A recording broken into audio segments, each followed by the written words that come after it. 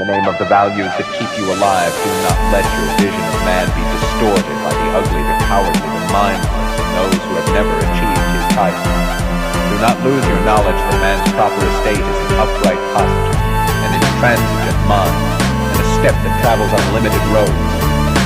Do not let your fire go out. Spark might replace the spark, and the hopeless swamps of the approximate, the not quite, the not yet, the not at all. The world you desired can be won. It exists. It is real. It is possible. It's yours.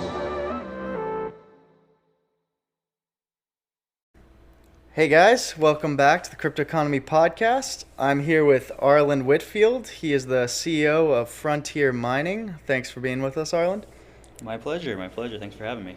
Yeah, anytime. So we're going to talk a little bit about mining today. It's something we haven't talked about yet, but it's something our company is involved with, something a lot of people have been interested in. So we thought it'd be great to have Arland on to talk a little bit about what it is to start a mining company, what mining is, his opinions on the industry, and to just get some of his thoughts and insights into it. So I guess with that, we'll get started. Thanks for coming on, Arland. So to start off, I guess if we could just get a little bit about what you've done before you started the mining company, how you first got involved in tech, maybe how you first got involved in crypto, and then we'll go from there.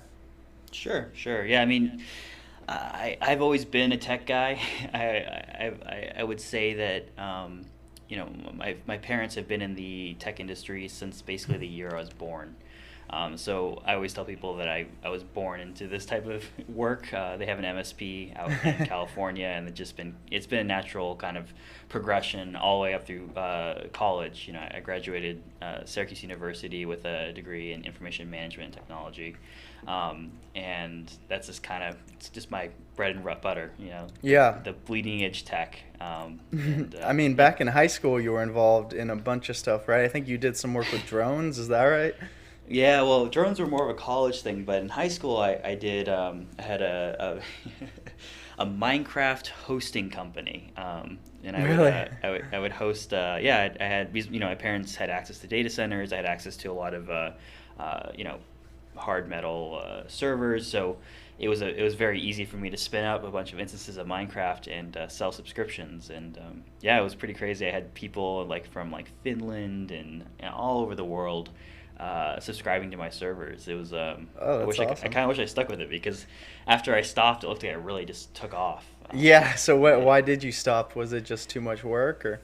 I mean, I think I didn't know what I had. I was in high school, and there's a lot of other shiny things happening around then. I was getting ready to go to college, and honestly, I was like, it's not really. It's a video game. It's not really a career. To do this type of work, and I am very wrong on that. But it's I've always had companies, and I had a photography company. I had the Minecraft hosting company. A website building company. Throughout high school, I always had little tech things here and there. So I guess I don't really have any regrets. It taught me a lot in terms of managing people all over the world and collecting payments like that. But it wasn't it helped me prepare me for the next step, which exactly. is, the first company you start is the hardest, and then you realize, it's just some paperwork, and from there on out, not all that difficult. It's something you got to jump into. So tell me a little bit more about the work you did with drones, because I think that's interesting. Yeah, not something we've touched upon really at all. Yeah, drone tech. That was that was college for me. It was basically I was really good at IT. I've been doing it my whole life, so I had a lot of downtime in college, which is something you don't hear often, but I did. I started a group called the Skyworks Project, and that still exists to this day. We're actually in an Intel commercial. I got a link to that yesterday. One of our members, he was spotlighted by Intel, and we have our logo and our lab up in Syracuse featured in that video. Pretty proud of that. Shameless plug on that. But me getting involved in the drone space came down to basically me being bored between semesters, my freshman and sophomore year in college, and browsing the web and finding a YouTube video about this drone. I was like, I need one of these. And I quickly found out that during that time, there was no way of just like today you go and buy a drone at the store. When I wanted a drone, there was no way of just buying one off the shelf, and there really was not any way of building it either. It was kind of like, this is a cool, like, it's like, like the videos you see on Facebook with like jetpacks or like crazy futuristic technology. It was kind of like that, but yeah. I saw it. I was determined to get that. So I spent the rest of my summer sourcing parts from all over the world, talking with people on rcgroups.com, just really educating myself about it. And by the end of the summer, I was able to piecemeal together my first drone. I remember I finished building it like 3 a.m, and I walk out in the front yard and like power it up and immediately break my landing gear. Yeah, I was gonna say I would be terrified to start it up after all that work. Yeah, and I was like, it was kind of, oh well, whatever. And then the next day I flew it a bit, and it wasn't as great as I thought it was gonna be. But what really changed the game for me on drone tech, because I've had planes, I've had RC cars, like you fly it and it's like, oh, I'm flying it. My buddy came over with his GoPro and we slammed it on there and took it up right at sunset, and I did this 360 above my house, and I still have that footage. But when I reviewed that footage, I was like, this is something that's going to change the world. And absolutely. It was especially like, movie making and things like that. I know. Well, it was the amount of data I was able to collect, and getting an aerial at 200 feet above your house. I mean, nowadays it's kind of like, I don't know, it's taken for granted. But like before then, that type of data did not exist. There was a plane couldn't fly that low, a helicopter couldn't fly that low, a satellite couldn't get that type of data. I mean, there was no 200-foot, 400-foot elevation type data available to the consumer, let alone the military. It didn't happen, and we were suddenly given access and this door unlocked to very localized geographic data. And so when I've given a lot of talks about drone technology at like Lockheed Martin, at Syracuse University, and a few other places, and I really focus on less so on the drone technology itself, but what drones enable. I say that drones are the physical manifestation of information collection. Like it's basically the internet kind of coming out and being able to collect localized data and collect really vivid information. And I'm really passionate about that piece of it. I think it's incredible outside of the hobbyist space, but it continues to change the world every day, that type of data. So what was the company built around? What was the intention? Were you just building it for other people? Were you trying to do more commercial drone technology? What was the goal? I mean, it was initially I started Skyworks Project, which is the kind of like nonprofit wing of Skyworks Pro, which is the for-profit wing. But Skyworks Project was created as a drone advocacy group, because right now, drone tech is pretty like widely accepted. But back when we were doing it, they were feared. I mean, I remember flying up in my hometown and up on a mountain, and I saw this car like going 80 miles per hour up the hill towards me. And apparently he saw the drone from across the valley and thought I was spying on his daughter who was swimming in the pool, and like the aggression and like the anger that was behind that.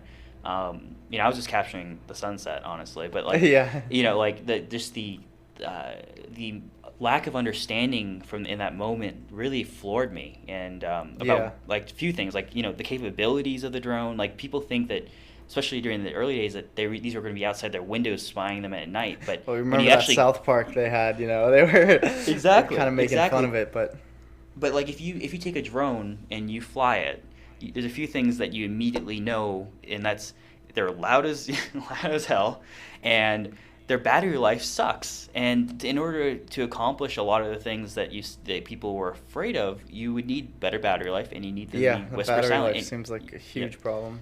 And even today, it's still not at that point. And Skyworks is designed to put drones in front of people and let them experience them themselves to make their own decisions about drone technology. And we found that I mean, I'm not even exaggerating, about 95% of the time after people got their hands on it and flew one, because we had a whole fleet of drones that we would, do, basically go out to the field and help teach people how to fly, they would immediately say, no, this is really cool. This has really awesome applications, and no, it's not that scary. It's, I get what they're capable of. I think the not knowing was more dangerous than knowing in that scenario, because, the human imagination is completely endless, and it was just really, it was really important for people to know what was happening. So that was what Skyworks Project primarily did. On the private side, Yeah, I did remember consulting. Oh, good. No, yeah, well, I was going to say, I remember back, just sort of to touch on the voyeurism part, I remember we were out shooting one time in the desert down by Palm Springs, and we had some guy with a drone, and he just kind of sat there above us and watched us for, like 25 minutes, and it was a little uncomfortable, it was like we were the only people for miles, and it's like, okay, you're just going to sit there and, like, watch us? Yeah, so, was like, he, like, the property owner, maybe? No, he's just some random guy out in the desert, and I guess we were the only thing to watch. But it's, of course, it's the person using it at the end of the day too. So Yeah. I guess it is. There are possible ways it can be. The technology can be utilized for some weird stuff, but that's of course not most people. And as time goes on, I think you're gonna find a lot more commercial usage, and people are gonna realize, especially with things like drone racing, which is something I was going to ask you about. When you pair it with VR, it creates an experience that's really different and really cool, because then you feel like you're flying around. I mean, have you ever played with that at all? Yeah, no, I mean, I built a small carbon fiber racer drone back in college that would go 70 miles per hour. Wow. It had a full VR headset attached to it, and I would race with that. That sounds awesome. And yeah, yeah. it's I think that racing dabbles more on the side of hobbyism, like being a hobbyist, and I've always really focused on the industrial and commercial applications, because I do think that they're awesome toys. I mean, don't get me wrong, but I really do. I want to, I think using technology to make the world a better place is where I want to be, and that's kind of what I focused on. So like drone tech for saving lives during fires, or in Syracuse, we were creating a tethered drone prototype that would, you mount it on the roof of schools, and if a shooting happened, these boxes would open up, and tethered drones with like 1080p video feeds, 360 view, would shoot up into the sky and give you complete, and the emergency responders, That's really complete cool. coverage of the entire campus in real time. And like that, those are the applications that I really was focusing on, because that type of data doesn't exist. I mean, if you could pinpoint where a shooter is on campus in real time, that could save lives, and that's what drone technology, I think, really enabled, is replacing dangerous jobs in a very cost-effective, cheap, and safe way. So, drone racing is amazing, though. Don't get me wrong; it's really fun. I think the technology in terms of the transmission needs to come a little further. It's gone a long way since I first started. So but is the relay taking too long for the feed? Is that? No, it's well, depends. I mean, there's some really good tech out there, but in order to transmit 1080p 60 frames per second, you need a lot of bandwidth. Yeah, and, they haven't quite got it. They're getting really close. But it's gonna get there. It's a fun sport. It's fun to fly those race courses. I don't know. I mean, I've flown for years now, and I don't know how those guys can fly as well as they do. I mean, they're just amazing. They're amazing. Yeah, it looks super neat. I mean, I'm hoping it picks up, because I think it's a really cool idea. It's a good way to get people, like you were saying, acquainted with them, to give them an opportunity to try it out, in kind of a controlled setting. And it seems like it could take almost a niche, kind of like paintball, where you have the hobbyists who are, really into building their own markers and, going to competition stuff. So that seems super cool to me. I'm always up for new sports, and I feel like there aren't enough sports that integrate all the new technology that's coming out, and I hope that starts becoming more of a thing, because we're still sticking with the sports we've had for hundreds of years, and it seems like there's some really interesting combinations we can put out there for people. Yeah. And then there's esports, obviously, which is an exciting development, I think. But I've always been a gamer. There you go. Yeah, I mean, That's absolutely picking up now as well. So, I mean, how did you make the transition from the drones to mining? When did you make that decision, and how did that kind of happen? Yeah. Well, I got hired out of college. I graduated a year early and went to go work for a drone company as a CTO. And that was a lot of fun. We did mostly movie type gigs, and that fell apart after about a year, unfortunately. And in that time, I went back to corporate America, and I was looking for the next big thing. I thought drone technology was really amazing, but it had gotten mainstream enough for massive corporations to kind of take the helm and do much better and much more than I could ever do. Mm-hmm. So I was kind of looking for the next thing, and just like drone technology, I'm looking for technologies that will change the world. And I stumbled across blockchain. I obviously. They say that cryptocurrency like Bitcoin and Litecoin, Ethereum, is a get-rich scheme, or it's the future of technology disguised as a get-rich-quick scheme, or something Yeah. like that. And I Absolutely. got in. I was buying Litecoin when it was like $30, Yeah. and I was like, oh, this is kind of cool. I didn't think much of it, but when it shot up and started getting all the hype, I really started to take a deeper look at it. And I'm not even just talking about the December shoot up. I'm just talking about like it's worth something now type shoot up. It's something that I've been following for a long time. I just never really jumped full foot into it. Yeah. Because Yep. it's kind of one of those, like, it's like the social network. Like, you need users to get more users, but you have to have users to get. Exactly. It's kind of Yeah. like, Early and stages, you're still. I remember seeing it when it was. I remember seeing Bitcoin when it was $6 a piece, and I almost put in a few $1,000s. One of the biggest No. regrets I've had. But yeah, same way. You kind of step back. You're like, okay, let's see where this goes, and then it hits that point. So that was sort of when you started. When was it that you started taking a closer look at it?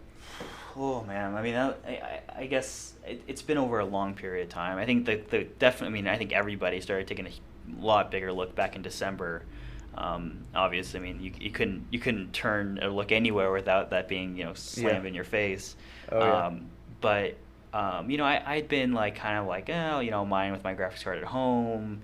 What are the different algorithms? I've been doing that for a while, like not really finding anything that kind of clicked with me.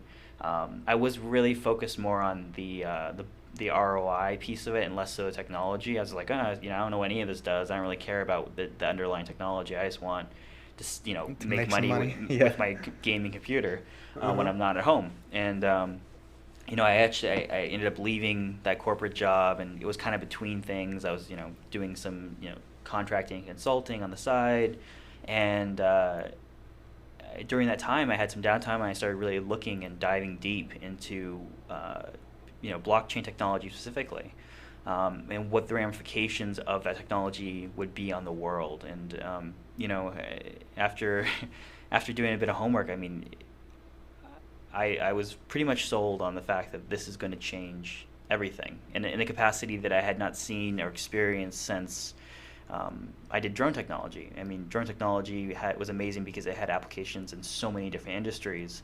And I thought no technology would ever top this. I would never see technology that would be like this. And then blockchain came along, and Yeah. I was drawn to it just intrinsically based on that drive to want to change the world and make it better through technology. And so that's kind of like what was the impetus of like me starting to look into it. And then the actual mining was just I just started running the numbers. I just started looking at what it would cost to do it, what the ROI cycles are, just like back in the napkin math, and it just made a lot of sense to start to do it. Frankly, I mean, I sold all my Litecoin when it was at like 375, and Well, smart man. yeah, that was dumb luck. I'm not going to take credit for like calling it, but yeah, I sold that, and I bought my first miner. And good. And the rest is so. I was just gonna say before we Yeah. dive more deeply into the mining, maybe if you, for people who might not know how it all works, how the network comes together, why mining is valuable, if you could just touch a little bit on what mining is and why it matters, and Hmm. why you think it's a good system to work with going forward. Yeah, absolutely. So mining revolves around this idea of proof of work, which is basically that uh, miners solve complex mathematical can't speak right now, No. problems essentially, to verify transactions, to validate a transaction, and they do this to secure the integrity of the network. And it's kind of this race, this giant race where every miner is racing to find this to solve this mathematical puzzle, in order to get the reward to solve the block. And I think it's like the simplest way of saying it. We're just basically verifying transactions, getting paid for our trouble, and in order to verify a transaction, we have to solve a math problem. That's like the simplest way I can put it, probably, and that's often what when people ask, like, well, what are you doing exactly? I mean, we could get really deep into cryptography and the hash and all that stuff, but I think at a top level, for the purposes of our discussion, like, we're solving math problems to make sure that you aren't lying when you say you spent 20 Bitcoin or whatever. Yeah, exactly. And then there, maybe touch a little bit on the difficulty levels. So with mining, it's going to be diminishing returns based on total users within the network. And so how do you factor some of that into the work that you do? And, how does that matter, or why should that matter for people? Well, yeah, so difficulty is basically the network's calculation based on how many people are mining at the time. So the idea is that there's a certain, I think Bitcoin's every 2 weeks, the network reevaluates how many miners or how much hashing power is being contributed to the network, and adjusts the difficulty of those problems to basically equalize that amount so that the block time, which is about 10 minutes, I believe, stays the same. And that, I'm speaking specifically for blockchain, or for Bitcoin. There's a lot of, every coin has its own caveats on all this, how the difficulty scales. So we're talking about Bitcoin at the moment. Yep. The difficulty is basically a mechanism that allows the network to not just, if we had all the hashing power that we had mining Bitcoin today, if we were using all that exact amount 2 years ago, and the difficulty never changed, we probably would have mined it all out already. It just, that we would just be solving. I mean, the value, control the supply. Exactly. So it kind of is it's a safety mechanism. It's a supply and demand gate that allows people to contribute to the network, and for the network to grow without the integrity or the value completely just falling out. Yeah, to me, it's beautiful how they've structured the incentives so that, everyone is working towards the same goal. They're getting paid out, proportionally. And how that works, it's through the mining pools. So for people who haven't, read into mining pools, essentially, and maybe you can touch on this a little bit, but, in the beginning, you didn't necessarily need mining pools in the very early days because the difficulty level was significantly lower, but as it's increased, you need to pool your power with other people in order to successfully solve blocks. And so that's become a large part of it. Yeah, and I guess the one piece I didn't mention about mining is that it's essentially a giant lottery. Everybody in the world's trying to solve the same math problem at the same time. And I mean, for Bitcoin specifically, you have no hope of solving a Bitcoin block with a single miner in your house. When somebody says they're mining Bitcoin, they have miners. They are not mining Bitcoin directly. They're contributing their processing power to a pool of people that are all sharing the reward. Because statistically, the more miners you have mining, we're talking about tens of thousands of miners mining together at the same time. Odds are one of them is going to find that answer and be awarded that. And because that miner is part of the pool, everybody shares a percentage on that reward proportional to the amount of computing power they throw at the network. So it's kind of like this mini industry that has emerged. Yeah.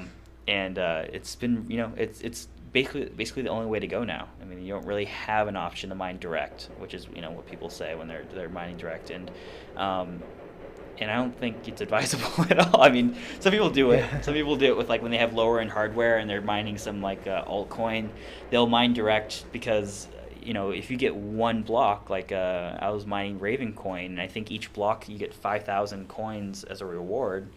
And if the difficulty is low enough, if you mine one block, you could make up all your money in a single transaction, instead of waiting for weeks to get your 2% of that reward. So there's like, it's a balance. There's definitely a balance. So with that being said, if maybe you could touch upon what the different coins, you can mine are, and what some of the positives and negatives are to mining different coins, what maybe the major differences between some of the algorithms. So I think it can be very confusing for people who, have just heard the term Bitcoin mining and they haven't heard about some of the other stuff out there. So, anything, you think might be relevant. Yeah, I mean, so I guess you have to talk about the actual coin technology. So Bitcoin uses the SHA-256 algorithm to, secure its network essentially, but there's many cryptographic algorithms out there, and coins will pick and choose various ones for different reasons. I mean, Ethereum uses eHash, and Litecoin I think uses, what does it use? I have to look that one up. I don't know what Litecoin is off the top of my head. I don't mind Litecoin. It's not profitable, but there's a lot of different algorithms that people use to mine those coins, and I guess for a miner, it's important only in the capacity that certain graphics cards perform better at certain algorithms. AMD cards are better at some algorithms than NVIDIA cards, and you got to make sure that you're playing to the strength of the hardware you're using to mine. But as far as actual end of the day result, I would argue that there's very little difference between the algorithms, aside from, like I said, optimization for certain hardware, and for ASIC resistance, which we probably should touch on. I think we will later, and for power consumption. There's new algorithms that are coming out lately that have been designed to use less power, which I think is also another topic we'll talk about probably later down the road. I don't want to jump too far, but power consumption is always a huge thing when it comes to mining, and algorithms that become more efficient and streamline that process is obviously a good thing. So with all that being said, I mean, that's a lot to preface. So how hard was it, with your first customers trying to explain this to people? I mean, this is something we've had to do a lot, is when you talk about mining, it's not just a pitch, it's an explanation of, it's kind of a lesson, it's a lecture in a sense. So did you have problems trying to explain it to your first customers, or did most of them come to you with some knowledge or just not really care? I mean, luckily we did, I guess, yes, it is difficult to explain blockchain technology to a person that has never even heard about it outside of the word Bitcoin. So yeah, it's hard. And but as far as our first customers, I mean, that was people that had been following the space, had already had substantial investments in altcoins and Bitcoin, and they knew what they were getting themselves into. That was an easier sale. Now, I think the more interesting stuff is people that had no idea. Those sales, and this might surprise you, were probably easier than the altcoin guys that had substantial holdings. Yeah, I mean, and maybe I got lucky and found some people that just were really excited about Bitcoin technology but didn't know much about it. But I've been on several screen shares where I'm going through kind of our pitch, and they care more about the movement. They care more about the what they're contributing to, philosophy, what they're building, and that's actually, it's funny because when we first started doing this pitch, it was very technical. We go into here's the algorithm, this is what you're doing, this is how we're contributing to this, and here's the coin, this is and their eyes would glaze over. They really wouldn't care. They don't care. They don't even care how what mining software. They don't care about anything. All they care about is that they're contributing to a network of and something that people believe in, that they're accumulating wealth, that it's profitable in the capacity that they aren't negative every month after power, and that they can access their miner via dashboard and their wallet anytime they want. And we got to the point where we just started kind of skipping the actual technology pitch and discussing the movement and discussing all the things that I get excited about with blockchain, and how it's going to liberate people and it's going to give people choice, and investing is going to be easier, and cross money relations are going to be easier, and what's going on in Venezuela and Bitcoin, like all these like amazing things that's changing the world, changing how everything operates. I mean, that's what people want to hear about, and they want to be part of that. I guess the other key thing is that the people that we tend to talk to are accredited investor types that have substantial holdings and that don't care. They care about making money, but they're not looking to make pay off their rig in 2 months and then quadruple their thing. Like, they're completely happy paying off their rig. Not trying to win the lottery. Exactly. Like, they're happy, doing mining to a mining pool or selling their hashing power and making steady amount of money that's predictable, and that they know in about 2 years they're going to pay off everything, and then it's pure profit thereafter. And that's at current values, by the way. Like, our calcs always run at current values. But I mean, as an institutional investor, I've had guys that have done real estate deals that take 10 years to pay off, 20 years, 30 years to pay off, easily, and they're like, wait, you're saying that worst case scenario, I'm paying this off in 3 years? Like, well, sign me up. Like, I don't even, like, I see the numbers, it makes sense. Like, I don't care about the spiel. Like, this is, it's because you think about it, like, if you buy a miner, like a miner, you can buy that, and unlike any other kind of investment vehicle, you can buy that with pre-tax money. So these guys are like, I can buy hardware that basically prints money that could be untraceable depending on how they run their books. And it's kind of like a weird. It's a very interesting investment vehicle. It's because different than anything before. You can't buy stocks with pre-tax income, but suddenly they have a way of spending pre-tax money on hosting and management and hardware that they can write off on their taxes, and that essentially prints money at the end of the day. It's just a really weird kind of gray area that's emerged from this, and they aren't dumb. They've been investing their whole lives, and they're like, oh, well, this makes sense to me. Like, why not? So with that being said, how did you kind of decide on a business model? So I've talked to a lot of guys who have done mining. We're trying to set some stuff up as well, but the business models seem to vary pretty drastically from person to person as far as, how they want to structure the deal, who owns the underlying asset. So how did you come to decide that? Was that with, input from investors? Did you just kind of figure it out on your own, decide what was best?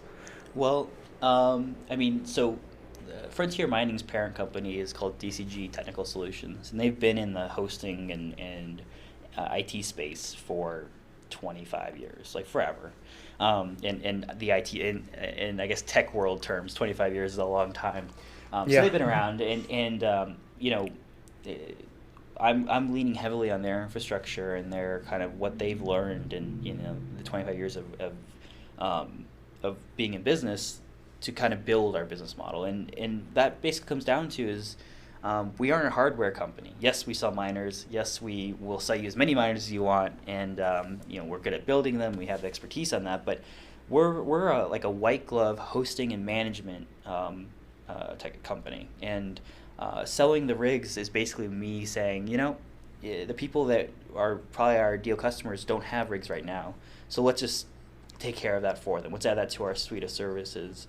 That just kind of was an organic. It kind of just emerged. It was kind of like, okay, we want to sell miners, but we're selling these miners to people that don't want to plug it in their wall and make their house 300 degrees. They don't want their power bills. They want to be part of it, but they don't want to get their hands dirty. Let's just take care of that whole thing. And that was basically the white glove. It's white glove cryptocurrency mining, or mining as a service. There's a lot of different ways you can put it, but we just wanted to make it, give us your money, and we'll make sure that you are up 100% of the time, that you're taken care of, and you don't have to worry about graphics cards dying or RMAs or driver updates or window. You don't have to worry about anything. It's like mining without the pain. Yeah, exactly. You don't want to put that much money in and realize you can't even set the thing up. Exactly. Really and scary to people. I had friends and close colleagues that have been kind of dabbling on the side. They have approached me since I started this and been like, I have like 20 graphics cards that I have plugged into a computer, but I can only get one to mine. And I've been sitting on this like one miner with 20 cards attached to it for a month. And I'm just like, that's killing your ROI. Like, let's get you going. And that it's I guess the first miner I built took me 3 days. I can build a miner in like a couple hours now, depending on how nice the drivers are. Yeah. And what the goal is, but it's not something that it's not easy. It's not. Yeah, most people do not take a class on how to build miners. So it's even you got to know hardware, you have to know software. So it's a lot that has to come together, which I think is why it's been primarily reserved for the techies and the people who are at the forefront of the industry like yourself. So yeah, I think once the everyday person gets more used to the idea and they see that it's a very reasonable investment when you compare it to all the alternatives, the returns are pretty great, and there are a lot of different ways to utilize those returns. Things like cloud mining, for example. So do you guys do any cloud mining? And that's maybe something you can describe for people and why someone might do cloud mining in the first place. Yeah, I mean, so cloud mining is controversial, and that's for a number of reasons. I'm sure if you guys like Google cloud mining, Genesis mining, and a few other places will come up. And I think Genesis mining was recently in the news. It's getting I think sued by the state of Georgia or something. But basically, cloud mining is the idea you pay one of these companies like Genesis Mining X amount of dollars, and then that guarantees you a certain amount of hashing power or processing power, mining a certain coin. And depending on your contract length, that could be a year, 2 years, 5 years. I know some have like lifetime contracts with some weird kind of like penalties and conditions. I don't know why you'd ever want a lifetime contract for. Well, yeah, I mean, the reason it's like if it sounds too good to be true, it is, and that goes back to that conversation about difficulty. So yeah, that's what I was saying. That you don't want to set hash power when the technology is moving past you. Yeah, exactly. You don't like Genesis Mining. You buy a contract, and you buy a terahash. That terahash, with difficulty going up every single week since Bitcoin is difficulty continues to go up even as of like this week. Yep. Or even when Bitcoin was dipping, it was still going up in difficulty because people are turning on huge amounts of processing power every single day. New data centers are coming online, new mining operations are coming online, and that difficulty continues to grow. So that 1 terahash that you buy diminishes every time that happens. That processing power becomes worth less every time that happens. And because you are paying a set amount for that hashing power, you're kind of at this race to the bottom with when will you break even? Because the company that's selling it to you wants to make sure that they make the most amount of money, but they want to make it just attractive enough for somebody to buy the contract.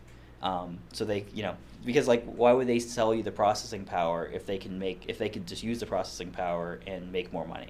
So it's kind of one of those things where it's like, I don't know why anybody would do this. Yeah.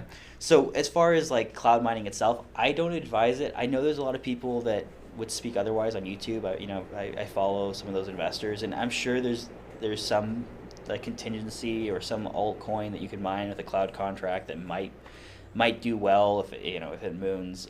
But as far as like getting into mining, I think there's better options because ultimately at the end of that year contract, you own nothing.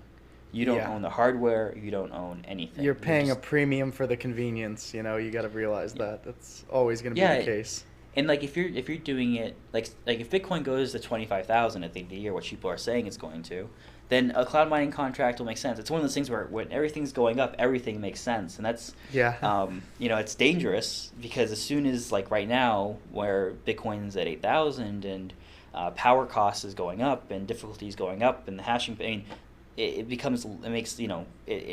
have to be really focused on your margins. You have to be really focused on your profitability, what you're mining, how you're mining it.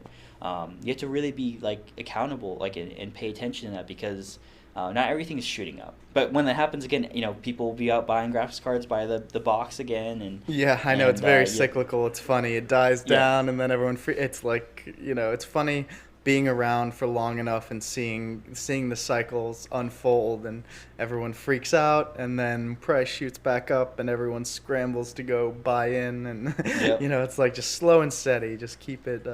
Yeah, and I don't. And cloud mining relies on that type of hype, and I think it could be almost predatory at times. There's definitely some people that where they aren't necessarily getting all the money they were promised, or there's a lot of problems with that, because essentially you're buying security from a company that isn't licensed or controlled by the government to sell securities, and that's what Genesis Mining's having trouble with right now, is that George is like, whoa, this is security.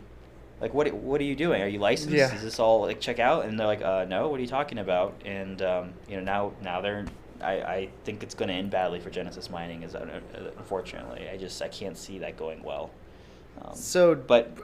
As mining correlates to the prices of the coins, do you notice with your customers or new clients that it's very cyclical or correlated to the price? In terms of how much they're willing to pay, or how eager or they I'd are say to purchase, how much demand you see, or how easy it is for you to attract new customers. Is it? Yeah, it is so shoots hype up based. yeah, it is painfully hype based, and right now, like I'm when I'm talking to clients, I'm like, look, like, you would be buying this in an instant if it was back in December, and that would have been the worst time for you to buy it. Yes, exactly. But now you have an opportunity to get on board, have everything up, so you're mining during the next December and looking like a genius. Exactly. And obviously, we're both deep in the crypto space. We believe that it's going to survive, and it's going to be meaningful, and it's going to be worth a lot more than it is now. So I guess we're biased in that. But if you don't believe that, then you shouldn't be mining in the first place. It doesn't make sense.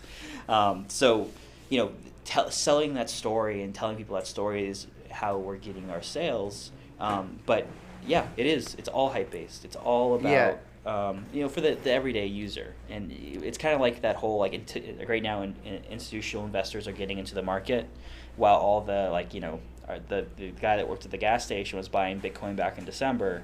And everybody that had didn't even have money to invest was investing and taking out credit card lines of credit to invest in Bitcoin at 20,000.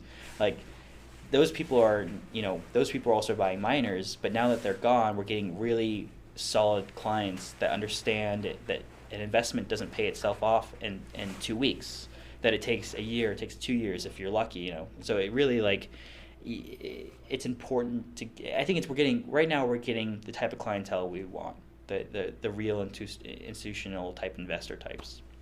So have you seen a lot of them mining to hold, or are people typically just flipping it to lock in whatever profit they're getting on the month? Because it seems like a lot of people look at the returns and they think, okay, I'm going to flip it and sell it, and I'm going to cash in and make, whatever, 20%, instead of just holding it, waiting for the price to spike to a point where they should actually start offloading it.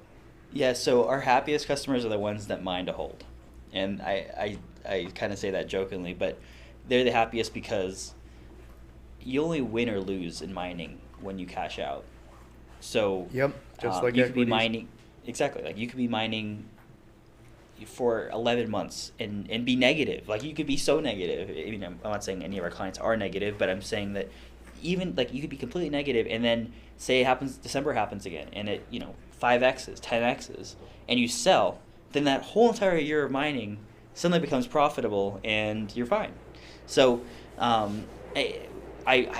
for our clients, because they have their investor types, we tell them, don't sell this. Hold it. It's going to 25,000. It's going to be above. This is a long-term hold type move, and you're gonna make your most money by holding. Now we have clients that do a lot of speculation, so they'll mine altcoins and sell them at the end of the day. It's kind of like they'll get in early, they'll mine a bunch of it, and they'll hold some of it, they'll sell off to kind of pay their there's a million different strategies when it comes to speculative mining. But for the majority of our clients that are not necessarily into that, they're just mining and holding, and they're happy with that. So I was wondering if you had any thoughts on, similar to commodities markets, a lot of miners, from what I've heard, are actually using the futures markets to hedge against their mining operations. So, if you have a large operation, similarly to if you run, some sort of farm that does a lot of corn, you want to hedge against the likelihood that you lose it all in a hurricane or something, by betting on the futures markets or essentially shorting it, putting downward pressure. Have you heard of anyone doing that? Do you have any thoughts on that being done? I mean, none of our clients are doing that, I guess. Okay. And I don't think they're at that point. Part of our responsibility at Frontier is to educate those clients and to help guide them. So it's something that we have kind of mentioned in passing, but a lot of these guys are just saying, well, it's going to pay itself off in a year or 2 years. Yeah. I'll think about it later. Like it's not that pressing. But I do understand the advantages of kind of shorting that, and I guess. It seems more like something you would do with a more centralized, privatized operation, I guess. So since you have clients, they don't have as much to lose as someone like Genesis or some. Well, isn't that what Genesis is doing? Essentially, I think you're right. They're taking out futures on their clients. I mean, basically their clients are buying the long. I think, right? Isn't that what? They're doing? Yeah, essentially. So I don't know. It's working out for them, I guess. Yeah. Well, we'll see. Yeah. But yeah, so another thing I wanted to talk about is a lot of the mining initially started in China. China accounted for, I think it was over 60% of the total mining, far more than that at points. So what do you think about some of the mining moving westward and what's happening in China as it relates to your business? I mean, it's so we obviously sell miners, but we also host miners, and it's been awesome for us. Yeah. We a lot of cheap S9s coming over. Well, not even that. I mean, yeah, obviously buying S9s is great, but I've been contacted by a number of large cryptocurrency mining operations from China saying, look, we got 30,000 miners. Like, I'm not even kidding. Like, we have 30,000 miners that we need to deploy. And nobody's got power for it. Can you help us out? And so those types of accounts that we're dealing with have been extremely lucrative for us, obviously. I'd imagine, yeah. So I think that China banning that's been great for us. I mean, that's kind of like the kick that I think the hosting market needed out in the United States, and that's why we're seeing this influx of people that need hosting. So it's been great.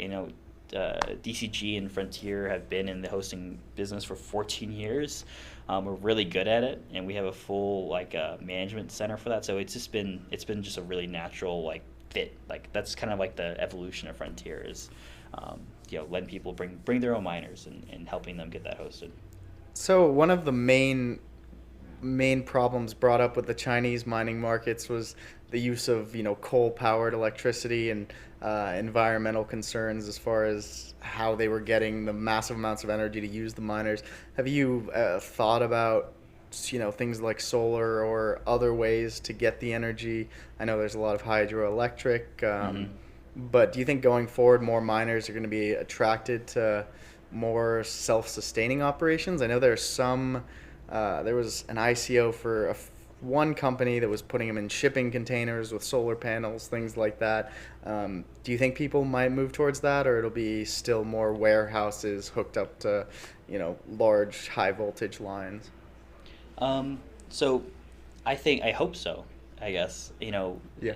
The greenhouse gases that are generated from mining scare the crap out of a lot of people, and I guess being in the actual industry and securing this power has really given me kind of an understanding, kind of a different viewpoint on this, and that's that hydroelectric is the cheapest type of power out there, right? And in order for miners to make money, they need to secure the cheapest power.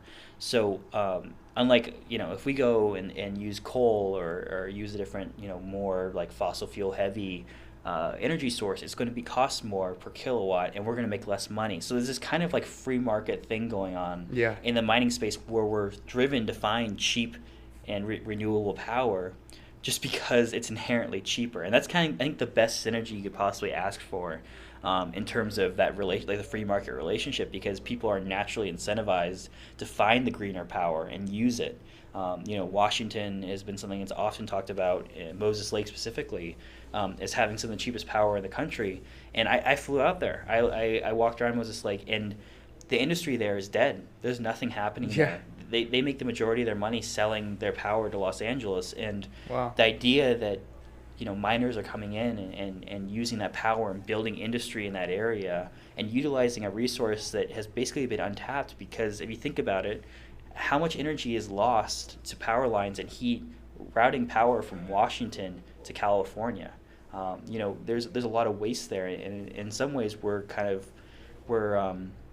maximizing that investment. We're bringing money, we're paying the power company for their power in the state that it's generated, and putting money back in the economy in a place that otherwise would be vacant because there's no reason to be there. And we're seeing that pattern all over the country. Yeah. People are going next to power plants that have been abandoned, and hydro and dams, and really kind of optimizing the infrastructure of the United States to utilize that cheaper power, that more efficient power. So yes, I think there's people out there using coal and doing it in a bad way, but because of how the United States has structured its power and its taxes and its tariffs on pollution, it's not cheap for us to use crappy power. We want to use the cleanest, most efficient power possible, because paying 3 cents, basically, if you pay anything over 20 cents a kilowatt right now on an Antminer S9, are that's negative. a lot too. Yeah, that's LA prices essentially. I know in Iceland, the energy companies so aggressively. Sorry about that siren, New York City for you. But the energy companies so aggressively are trying to entice mining companies that they'll charter you a helicopter to do a tour of Iceland, just for coming out, because they're making a majority of their money now on miners, because they're using geothermal heat, which I think is great. And I know one thing that I think is interesting, so twofold. I know our CTO Will was talking about using miners also as heaters, which is an interesting idea. So if you can hook them up to solar panels and use them as heaters, you can have this essentially a heater that prints you money and runs off solar energy, especially in less developed countries like certain parts of Mexico, and they still use fires to keep themselves warm. And I'm hoping solar gets to the point where, I know USC for years has been stuck trying to figure out how to use nanotechnology to increase the efficiency of solar or photovoltaic cells, and they're trying, or they have postulated that they can increase the efficiency from 10 to 20% all the way up to 90 to 95%, which would be absolutely absurd. I don't know why we're not putting all of our resources into that one. It seems like kind of an important one, but I think there are a lot of cool ways that miners can be utilized so that, you're not wasting any part of it, because a lot of people do need heat, and there are a lot of interesting and sustainable ways to do it in the long term. Absolutely. Yeah, I think that's much more, it's better. I think as a person that was trying to generate money from a heater, I'd rather my heater pay me than me just to put money into the heater. Yeah, right. There's that's the interesting thing with the decentralized nature of what we're doing and what we're building is we're building new industries in backwater places, that have had no industry, or have, was maybe a coal mine that was abandoned, and that whole entire cities is kind of dying on the vine. But suddenly, because they have access to cheap power, the people are suddenly coming in and visiting and putting money into those local economies. So, I think that there are definitely drawbacks in terms of that green load, but there's so many positives that are starting to emerge from this. Yeah, I wholeheartely agree. Just the money that's flowing into the countries that are, opening their arms to it. It's huge for the industry. The Chinese, they're because they just got banned in China, all that money that's going to pay for the electricity, we're going to have a giant influx of, basically Chinese money into the United States, because, and that's what we're looking for. We're looking for, bringing money into the U.S. And what a better way than to sell a resource that we have excess of, and convert it and dump it back into the local economies of places that just aren't making it. Yeah, it's And the other surprising piece, to me. I guess the problem, policy wise, it seems like the politicians who are fighting it are just really don't understand it. They see it, in the context of the dark net, and it's hard to get it across that by becoming one of the leaders in this industry early as a country, it can have huge ramifications down the line. hmm Yeah, Yeah.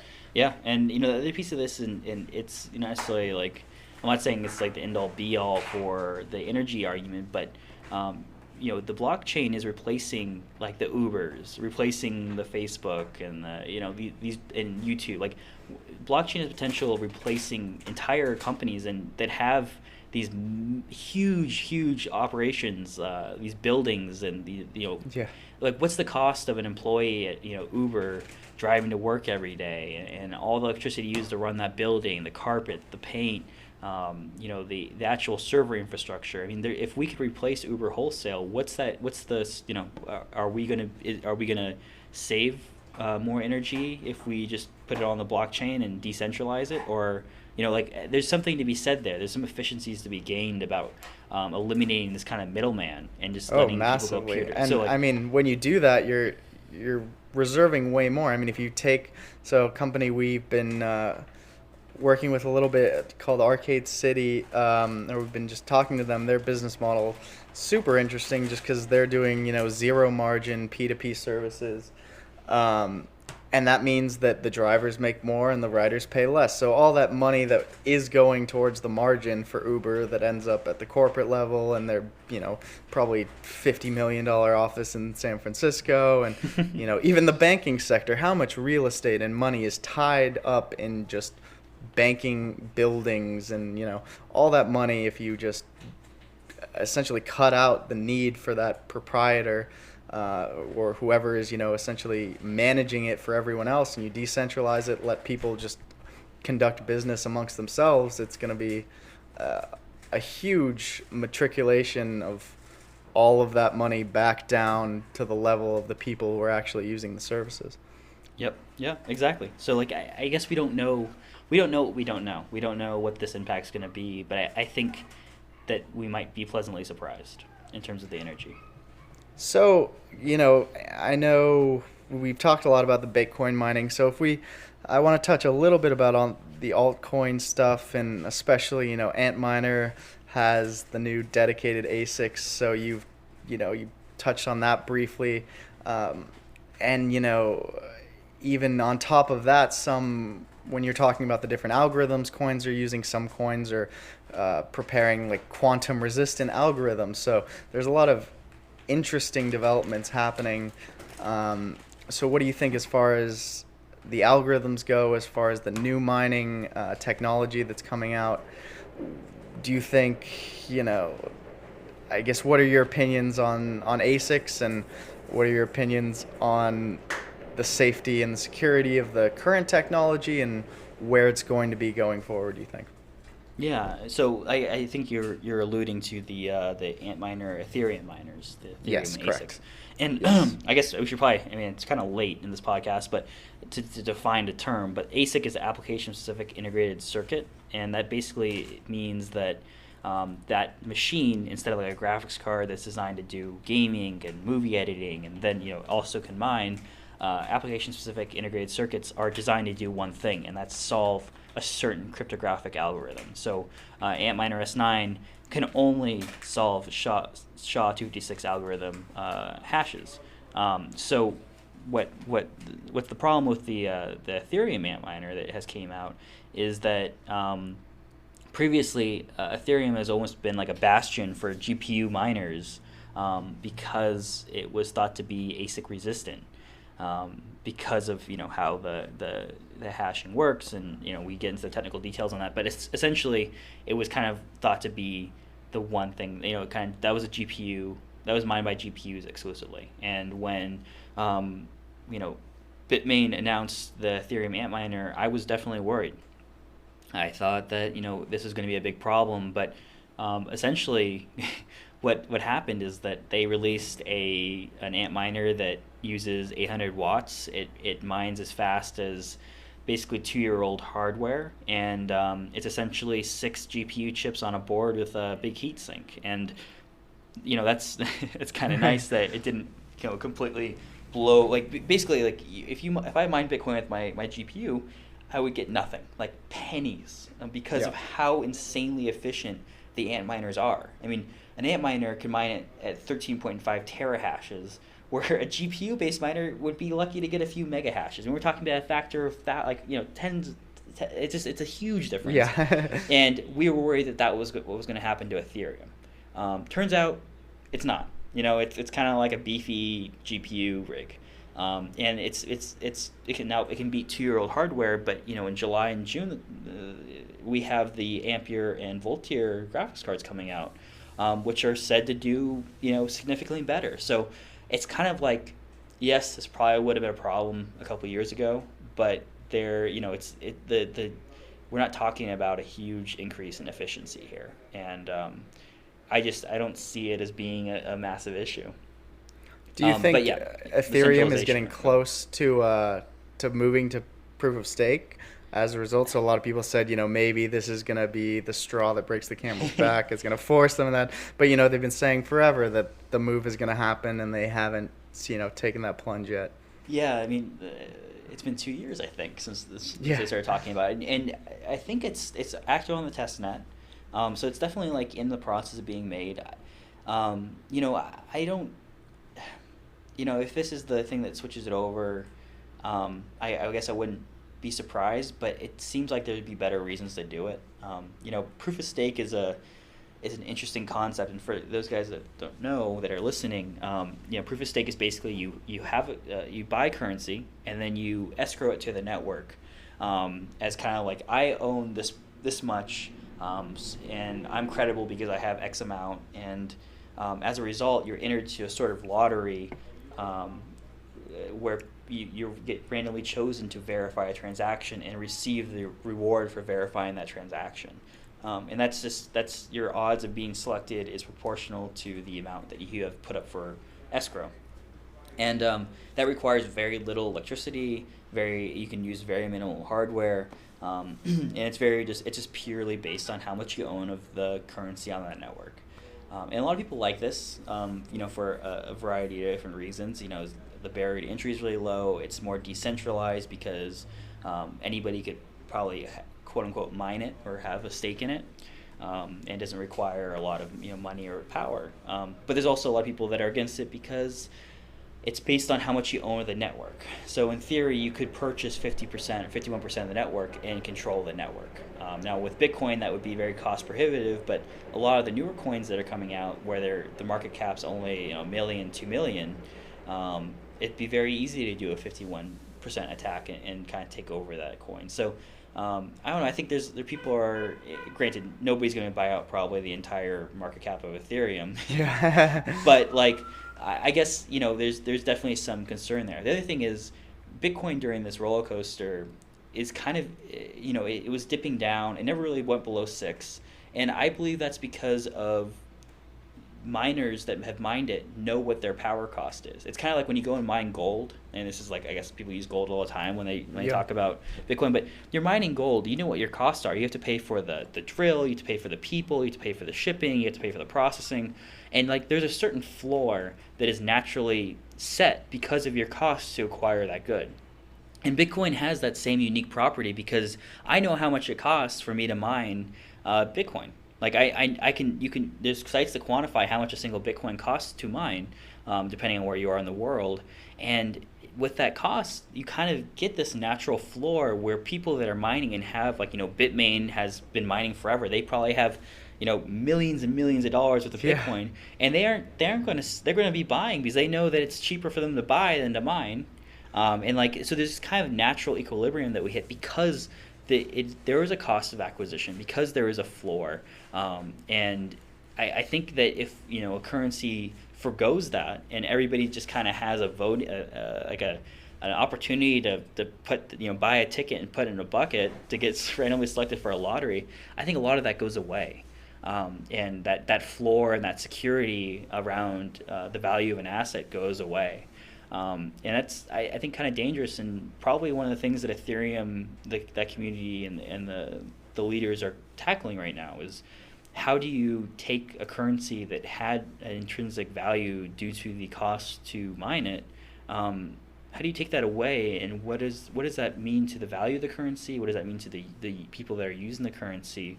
And how do you do that transition, if you should? So I don't know what they're going to do. I'm curious. It's definitely going to set a precedent, because they'll be probably the largest one that switches the proof of stake. So in the case that they do, where do you think most of the miners would go who are using GPUs? Are there any coins that you are keeping an eye on, that you recommend? And then, of course, the ones that you think everyone else is keeping their eye on and recommending. Well, Ethereum, I don't mind any Ethereum, and that's because my rigs tend to be NVIDIA based, and NVIDIA chips aren't that good at mining Ethereum. We're better at mining like Zcash and all that stuff, and so I guess it doesn't really affect me that much, and neither did the fact that they were announcing the ASICs. I was like, well, I don't mind that anyway. But like Zencash and Zcash and Bitcoin Gold. I mean, there's a lot of like currencies that are very profitable for me to mine with a GPU based rig. Monero has always been amazing for it's especially with their ASIC resistant fork. I mean, the difficulty dropped off the charts when that happened. I mean, the hashing power dropped off the charts. It was very profitable to mine Monero during that transition, and so I guess it's not. Ethereum's never been a thing. Now, if you were an AMD GPU based miner, it's definitely a concern, I'm sure, for a lot of the people that have made substantial investments into that side of the ecosystem. And I don't know where they're going to go. I mean, they we'll see. There's always another coin to mine. Like I think CoinMarketCap has over 1,500 currencies listed on that. Not all of them are mineable, but a lot of them are. That's a matter of time before people find the next Ethereum. The other thing is that we're in this kind of like pets.com of the internet boom. Like we don't know what the winner is going to be. Right now it might look like Bitcoin, Ethereum, and Litecoin, or the big three, or Ripple, whatever you think about Ripple. That's a different matter. But like we don't know that these are going to be the currencies. We don't. So that's why I'm betting on GPU-based miners over ASIC, because I want to have the flexibility to mine the next quote-unquote Apple or Google that emerges from this kind of Wild West that we're in right now. Yeah, that's exactly why we kind of postponed putting out our consumer-facing miners, because we saw the Ethereum coming. We wanted to focus more on NVIDIA-based GPUs, but we also wanted to wait until the newer ones come out, and that way you give people options. Because I think a lot of the first people who might buy more at-home or in-home miners for things like that are going to want to. They're going to want to have the option to do different things, and it's going to be a changing industry, so you want to give people options. And like you said, I think a lot of the alternative coins that you can mine might be a lot more profitable going forward, or at least will give people that feeling that they might hit it big, which I think is exciting as well. Like you said, a lot of times it can be like playing the lottery. So I think some people have seen some of the meteoric rises of these other coins, and they want to catch the next wave. And maybe it won't happen, but it definitely can happen. I think the industry is still young, so yeah. I think a good story for that, by the way, I'm just jumping in there, is that I had a buddy that 2 years ago was mining Ethereum when it was like $8, and he was negative. He was running negative for months, and he was using a crappy AMD rig, and it was just kind of like he had ant miners, so he was kind of doing other things. He wasn't paying attention, but I can tell you that rig paid itself off if you took the value today in a few days. He was mining he was able to mine a single Ethereum every day. Wow! Like that just blows on a rig that's inferior to anything that we're mining with today. He was able to mine a single Ethereum a day, and we're still in that stage. Like I think in a couple months or a year, we're going to be like, wow, I was able to mine 0.0001 Bitcoin, you know, whatever it's going to be. Yeah. I was able to mine that much a day, and we're going to be like, holy crap, like that made so much sense. You know, especially when it, you know, if it hits 25,000 or hits whatever crazy number that, you know, whatever famous guy is talking about right now, or, you know, you got people threatening to eat hats and other things. Like that's, you know, I think we're in that same stage. We're right now, you know, we're going to be looking back on this time and be like, wow, we were a genius. Why didn't we dump more money into this? Why didn't we decide to mine more of this? You know, that's kind of I feel like some of the crowd. smartest things you can do are look at, you know, the company management, look at, you know, the strategic partnerships they're making. I think a lot of people just hear a coin name and hear people talking about it, assume it's the next big thing. But I think company management is really important, and also, you know, partnerships. So like Verge, for example, partnering up with Pornhub, I think that's really interesting. We were thinking about, you know, adding functionality for that with our miners so that you can pay for your Pornhub Premium with your miner. You know, they're really cool business models that you can build around some of these ideas.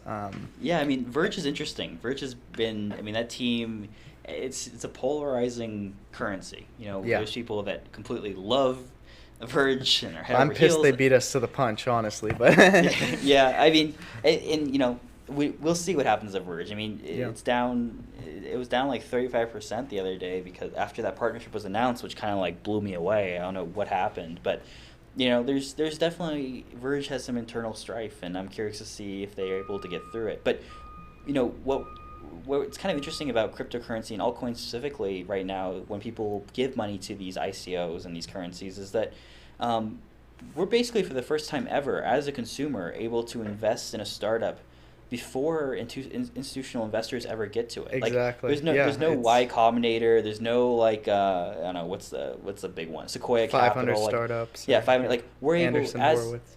from our house, from our keyboard at our house, we're able to invest and get a part of these companies that are going to change the world in a few years. We're able to get in. And it's also at the global ground floor. capital markets, which is interesting because you have all these people from outside the United States who have the option to get into a company that, you know, might have IPO'd on Wall Street, and, you know, then you need to be the underwriter to get access to it. And, you know, it really is democratizing the ability to invest, and it seems like that's one of the major causes of income disparities is, one, people who know how to invest and people who don't, but also people who have the access to the investing and the information to get them there. And by lowering that barrier to entry, which is really what Regulation A was, you know, attempting to do, and this sort of proved more than anything that it works great, because people are, I think the main problem right now is just the lack of information, the lack of honest, you know, analysis of these things, because you have a lot of shills, a lot of